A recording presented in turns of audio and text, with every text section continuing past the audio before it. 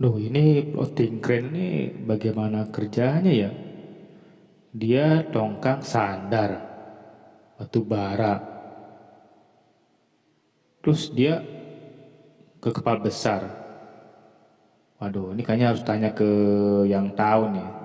Kayaknya ada di CCR dia lebih paham nih tentang proses batu bara. Oke deh, coba saya naik ke ini ya CCR nih. Kayaknya lebih detail penjelasannya dia di sana.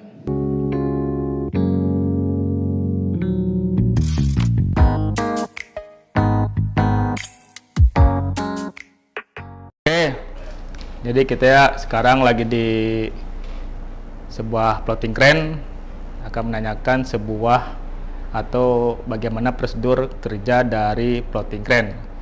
Di sana kita udah ada teman kita yang akan bertugas sebagai narasumber. Oke, nanti kita ketemu langsung orangnya.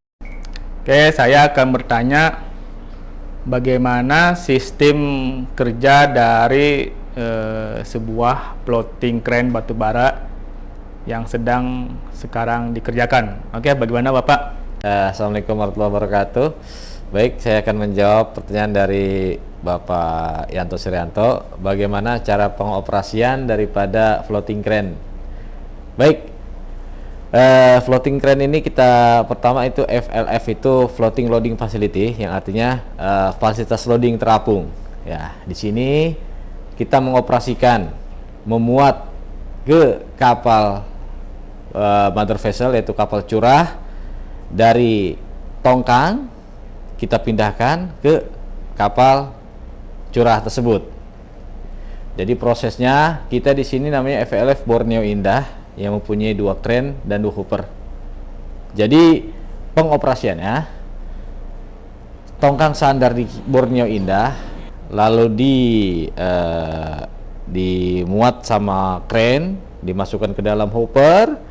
Dari hopper 1 dan 2 itu lalu lari ke conveyor biasa 1, 2, 3, 4, dan lalu pindah ke loader 1 dan 2 dan masuk ke kapal besar. Oke, jadi prosesnya begitu ya. Jadi mulai tongkang datang, dia langsung sandar ke floating, dan si tongkang itu mengambil batu bara menggunakan crane, lalu dialirkan ke kapal besar dengan menggunakan conveyor, yaitu berupa BF feeder 1 sampai ke loader dan menurut ke kapal besar. Oke, jadi bagaimana cara mengetahui bahwa si batu bara itu masuk berapa ton dan kira-kira berapa lama kerja itu di floating crane dalam satu tongkang? Oke, bagaimana? Tadi ditanyakan berapa lama batu bara yang ditongkang dihabiskan. Oke, kita di floating crane Borneo Indah ini memiliki loading rate, yaitu 1 jamnya 2000 metric ton. Jadi seandainya batu bara kecil, tongkang batu bara yang muatan paling kecil di sini sekitar muatan 7 ribuan. Kalau muatan 7 ribuan itu habis dalam jangka waktu 4 jam. Nah, sedangkan untuk tongkang besar, ya tongkang 11.000 atau 12.000 habis dalam waktu kurang lebih 6 jam dimuat di kapal besar. Oke, berarti kita udah tahu bahwa floating crane itu ada semacam rate penentu berapa banyak masuk ke kapal besar. Nah, apakah di sini ada semacam tercatat berupa laporan, jadi kita mengetahui bahwa si batu bara ini udah masuk sekian kapal besar untuk semacam laporan di kapal ataupun laporan ke office. Baik, saya akan menjawab pertanyaannya.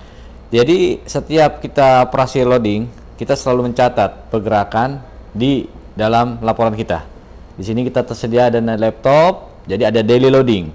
Daily loading itu kita mencatat jam berapa long set tongkang, jam berapa shifting tongkang, jam berapa transfer doser, jam berapa KSOP. Lalu di sini pun ada TSOF, yaitu skala cek berapa muatan yang masuk ke dalam palka. Selalu kita catat di dalam buku harian kita, daily loading kita.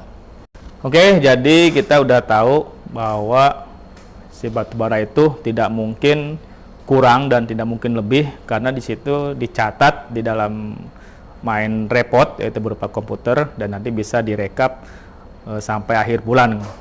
Jadi kita tidak bisa dalam arti oh ini berapa masuk berapa keluar, tidak bisa menerka karena kita udah ada dihitung dengan bantuan ada perhitungannya di rekap komputer. Oke, mungkin itu sementara laporan tentang bagaimana proses loading batu bara yang ada di floating crane sampai ke kapal besar. Oke, jadi demikianlah tadi wawancara dengan officer dari floating crane, bagaimana cara kerja floating crane dalam proses muat ke kapal besar. Jadi dari mulai awal sandar tongkang sampai berhitungan berapa masuk ke kapal besar. Oke, terima kasih setelah mengikuti channel ini. Ikutin terus segmen berikutnya. Salam Pelaut Indonesia.